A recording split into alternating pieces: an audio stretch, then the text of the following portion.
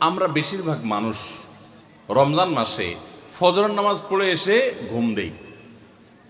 আপনার যদি রাতে ঘুম না পুরে আবার দিনে ডিউটি থাকে, ঘুম একটু যদি যাওয়াই লাগে, তো ফজরের পর পর ঘুমাবেন না।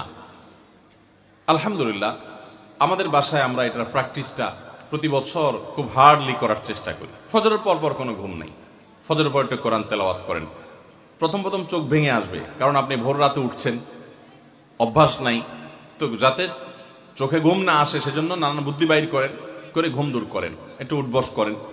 ওই টাইমে বসে ফজরের পরে আপনি তেলাওয়াত করেন, জিকির আজকার করেন, সকাল সন্ধ্যার দোয়াগুলো পড়েন, এটা দোয়া করেন, রমজানের কিছু আমল করেন। এশাকের নামাজের ওয়াক্ত হয়ে গেছে, 2 রাকাত নামাজ পড়ে এরপর আপনি পারলে দরকার হলে শুয়ে যান, কিন্তু ফজরের পর পর শুয়ে যাবেন না। এটা একটা ভুল, কারণ নবী করিম সাল্লাল্লাহু আলাইহি সাল্লাম সকালের এই সময়টার জন্য দোয়া করেছেন, আল্লাহুম্মা বারিক লি উম্মতি ফি বুকুরিহা, আল্লাহ আমার উম্মত জন্য সকালের সময়টাতে বরকত দান করুন। আর ওই সময় আপনি ঘুমায় থাকছেন। তো রমজান মাসে আমরা এটা একটা ভুল করি, এটা আমরা করব না যথাসম্ভব। অনেকে রমজান মাসে সাহারির খাবার এমন ভাবে খায়, এক সময় আমরা দেখেছি ছোটবেলায় যে অনেক মুরব্বীরা আছেন রাত 12টা 11টার দিকে উঠে সাহারি খেয়ে তারপর শুয়ে পড়েন। এটা যেমন একটা ভুল ছিল, সাহারি হলো শেষের দিকে খাওয়া উত্তম, ওনারা খাইতেন আগে। অতিরিক্ত সতর্ক যেটাকে বলে, এত আগে কেন খায়? যে শেষের দিকে খাইলে রোজা হয় না, না হয়, জন্য 12টার সময় 4-5 ঘন্টা আগে খেয়ে ধুয়ে দিলাম। এটা হলো বেশি সতর্ক হওয়া। বেশি সতর্ক হওয়া বুঝেন? এক লোক দোতলা শুয়ে আছে ফ্লোরে, তো একটু পর পর মাথা উপরের দিকে উঠে ফেলতেছে। কেউ জিজ্ঞাসা করলো, কি ব্যাপার, তুমি কি এমন কেন করতেছো? ফ্লোরে শুয়ে আসো চিত হয়ে, একটু বড় মাথা উঠাও কেন? তো লোকটা বললো, নিচের ফ্লোরে একজনে সুই সুতা দিয়ে কাপড় সেলাই দিছে, তো এইভাবে সেলাই করে টান দেন উপর দিকে। তো বলে যে সতর্ক থাকতে তো দোষ নাই, যদি ফ্লোর ভেদ করে আমার মাথা লাগে, এই জন্য মাথা উঠে ফেলতেছে। তো এটা অতিরিক্ত সতর্কতা হলো না? সতর্কতা ভালো, কিন্তু অতি সতর্কতা ভালো না। সাহারি অনেকে রাত 12টা 1টার সময় খান, এটা হলো অতিরিক্ত সতর্কতা। এত বেশি ভালো না, এত অতিরিক্ত সতর্ক হওয়া বরং নিষেধ। হাদিসে নবী সাল্লাল্লাহু আলাইহি ওয়াসাল্লাম আমাদেরকে সাহারি শেষের দিকে খেতে বলেছে। এখন আরেকটা ভুল হলো, অনেকে সাহারি এত শেষে খান যে মুয়াজ্জিনের সাথে ওনার কম্পিটিশন হয়। মুয়াজ্জিন মাইক ধরে, মাইকের সামনে দাঁড়ায় মুয়াজ্জিন ঘড়ির দিকে তাকাতে তাকে টিক টিক টিক টিক আগাইতেছে কাটা। মুয়াজ্জিন প্রস্তুতি নিচ্ছে যে আল্লাহু আকবার করে হাঁক দিবে, আর উনিও ওইদিকে প্লেট হাতে গ্লাস হাতে খাবার খাচ্ছেন, ধুমায়া খাচ্ছেন, এবং কম্পিটিশনে লিপ্ত হয়েছেন যে মুয়াজ্জিন আগে আল্লাহু আকবার বলেন না, তিনি আগে গিলে শেষ করেন। এরকম কম্পিটিশন হয় কি হয় না? বেশিরভাগ লোক, বিশেষ করে আমাদের যে কোনো কাজে আমরা একেবারে শেষ মুহূর্ত পর্যন্ত না ঠেকালে ভালো লাগে না। এই যে একদম আজান হওয়ার আগ মুহূর্ত পর্যন্ত খেতে থাকা, অনেক সময় দেখা যায় যে ভিতরে যাইতে যাচ্ছে আজান পড়তেছে, এখনো আমার গলার নিচেও নামে না, এদিকে আল্লাহু আকবার শুরু করে দিছি, আল্লাহু আকবার শুরু করতেছে, তখনও চাপাই দিছি, এবার ফালাই দিছি। দেরিতে সাহারি খাওয়া সুন্নাত, এর মানে এই না যে এত দেরি করবেন যে মুয়াজ্জিনের সাথে আপনি চোর পুলিশ খেলাবেন। এত দেরি করা এটা অবশ্যই সুন্নাহ নয়। নবী করিম সাল্লাল্লাহু আলাইহি সাল্লাম সাহারি খেয়ে শেষ করার পর ফজরের নামাজ পড়তেন, মাঝখানে 50 আয়াত পড়ার মতো গ্যাপ থাকতো। 50 আয়াতের গ্যাপ মানে হলো 5 থেকে 7 মিনিট এভারেজ, এরকম গ্যাপ তিনি দিতেন, তারপর তিনি নামাজ পড়তেন। তো এই জন্য ভাইরা আমার, আমরা বলতে পারি যে 7 নম্বরের ভুল হলো, আমরা অনেকেই রমজান মাসে সাহারির খানা খেতে খেতে একেবারে আজান পর্যন্ত ঠেকাই দিই। এত দেরি করা আবার ঠিক না।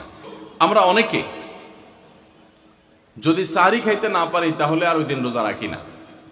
অনেক লোক আছে বলে যে আজকে সাহারি খেতে পারি না, এই জন্য রোজা রাখি না। তো সাহারি না খাইতে পারলে রোজা রাখবেন না কেন? সাহারি খাওয়াটা সুন্নত আর রোজা রাখাটা ফরজ। আপনার সুন্নত ছুটে গেছে, কোনো অসুবিধা নেই, সাহারি না খেলে রোজার কোনো অসুবিধা নাই। সাহারি খাওয়াটা উত্তম। নবী সাল্লাল্লাহু আলাইহি ওয়াসাল্লাম বলেছেন, তাসাহহারু ফাইন্না ফিস সাহুরি বারাকা, তোমরা রাতের শেষ বেলার খানাটা, সাহারির খানাটা খাবা, এটাতে বরকত আছে, কল্যাণ আছে। দুপুরের খানায় বরকতের কোনো ঘোষণা নাই, অন্য কোনো খানায় বরকতের কোনো ঘোষণা নাই, কিন্তু সাহারির খানাতে বরকতের ঘোষণা আছে।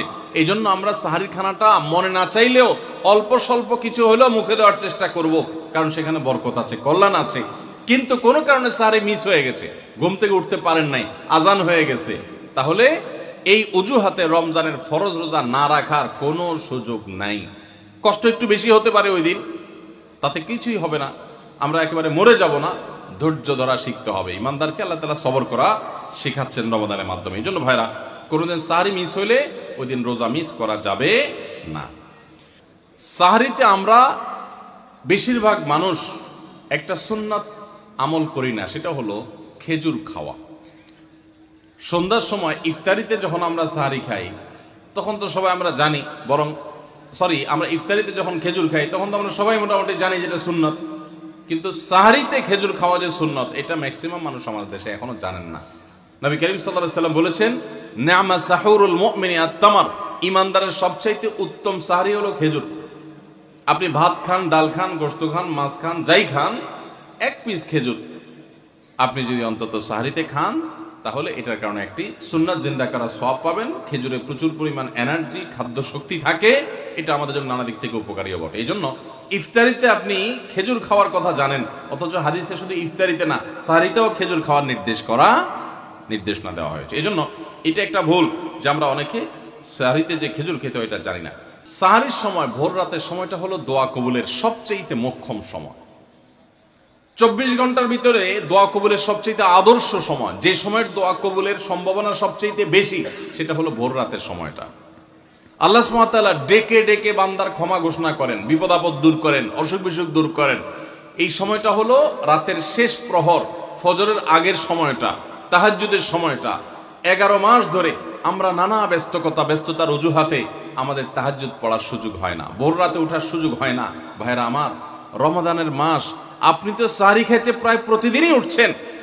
আপনার যেহেতু সাহরি খাওয়ার উদ্দেশ্যে উঠাই লাগে, তো আপনি কেন এই মাসে সাহরির সময়, ভোর রাতের এই সময়টাতে যখন আল্লাহর সাধারণ ক্ষমা ঘোষণা করেন, ওই সময়টাতে আপনি কেন শুধুমাত্র খেয়ে পরে আপনি মসজিদে চলে যাবেন ফজরের জন্য? অবশ্যই আপনি সাহরি খেতে উঠলে 2-5 মিনিট সময় বের করে বিশেষভাবে আল্লাহর কাছে দোয়ায় মনোনিবেশ করবেন। আমাদের একটা বড় ভুল হলো সাহরির এই সময়টাকে দোয়ায় আমরা মনোনিবেশ করি না। সম্ভব হলে 2 রাকাত নামাজ পড়েন, 4 রাকাত নামাজ পড়েন। সেটা যদি না পারেন তো সাহরির খানার শেষে অথবা আগে আপনি আপনার রুমে গিয়ে লাইট বন্ধ করে নিরিবিলি জায়গায় একটু আল্লাহর কাছে হাত তুলে একটু চোখের পানি ফেলে চান, দোয়া করেন। দোয়ার এই সুযোগটা 11 মাস আপনি পান না, রমজান মাসে সাহরির উসিলায় পেয়েছেন, তো আপনি সেই সুযোগটা কেন হাতছাড়া করবেন? আমি বিনয়ের সাথে বলতে চাই, একজন মানুষের জন্য আমরা এই সুযোগটা হাতছাড়া না করি। আমি পারতপক্ষে কোনোদিন এই সুযোগটা হাতছাড়া করি না ভাইরা। যেদিন কিছুই করতে পারি না, ওইরকম দোয়া করার সময় হয়তো নাই, কোনো কারণে দেরি হয়ে গেছে উঠতে উঠতে, ওই দিন খাইতে খাইতে মনে মনে দোয়া করার চেষ্টা করি, প্লেটটা ধুইতে ধুইতে দোয়া করার চেষ্টা করি। কারণ মুয়াজ্জিন ফজরের আজান যখন দেন, ওয়াক্ত যখন হয়, তার আগ মুহূর্ত পর্যন্ত আল্লাহ তাআলা দুনিয়ার আসমানে এসে তারপরে বান্দাকে ডেকে ডেকে বলেন, আলা মিন মুবতালান, তোমাদের মধ্যে কেউ কি অসুস্থ আছো, ফাআফিয়াহু, আমি তাকে সুস্থতা দান করব। আলা মিন মুস্তাগফিরিন ফাগফির লাহ, তোমাদের মধ্যে কেউ কি আছো ক্ষমা প্রার্থনাকারী, আমি তাকে ক্ষমা করে দিব। এভাবে ডেকে ডেকে আল্লাহ তাআলা দিতে থাকেন। টোটাল 24 ঘন্টার মধ্যে যেই সময়টার দোয়া ফেরত দেয়া হয় না, যেই সময়টার দোয়া মিস হওয়ার সম্ভাবনা খুবই কম, আপনার দোয়ার বেসিক শর্তগুলো ঠিক থাকলে এই দোয়া কবুল হওয়ার সম্ভাবনা জোরালো, সেই সময়টা হলো ভোর রাতের সময়টা। রমজান মাসে এই সময়টাতে দোয়ার যে সুযোগ তৈরি হয়, দোয়ার যে বিশাল সুযোগ আপনি পান, এই সুযোগটা হাতছাড়া করে আপনি শুধুমাত্র খেয়ে দিয়ে এই সময়টাকে পার করে দেন, এটা কখনো বুদ্ধিমানের কাজ হতে পারে না। এই জন্য রমজান মাসের ভুলগুলোর মধ্যে থেকে একটা হলো যে সাহরির সময়টাতে, ভোর রাতের সময়টাতে, দোয়া কবুলের গুরুত্বপূর্ণ সময়টাতে আমরা দোয়া তো করিই না। অনেকে ওই সময় আজকাল সাহরি পার্টি বের করেছেন, তামাশা বের করেছেন, অনেকে টেলিভিশনের প্রোগ্রাম দেখেন। কোন চ্যানেলে সাহরির সময়ের কোন প্রোগ্রাম আমরাও মাঝে মধ্যে, এগুলো আগে রেকর্ড করা থাকে। সাহরির সময় আমরা টেলিভিশনে প্রোগ্রাম করতে যাই না, আগে রেকর্ড করা থাকে, সেগুলো চলে। এগুলো হলো তাদের জন্য যারা টেলিভিশনে হারাম জিনিস দেখবে, ওই টাইমটাতে সে যেন হারাম জিনিস না দেখে ভালো কিছু দেখে। আপনাদেরকে আমরা বলবো, কখনো ওই ভোর রাতের ওই সময় ইসলামিক প্রোগ্রামও দেখতে যাবেন না। আপনি ওই সময়টাতে আল্লাহর সাথে কথা বলবেন, ওই টাইমটা ইবাদতের সময়, ওই টাইমটা দোয়া এবং রোনাজারির সময়। আমরা বেশিরভাগ মানুষ এই ভুলটা করি যে রমজানে আল্লাহর কাছে পাওয়ার এই বিশাল সুযোগ আমরা হাতছাড়া করে ফেলি।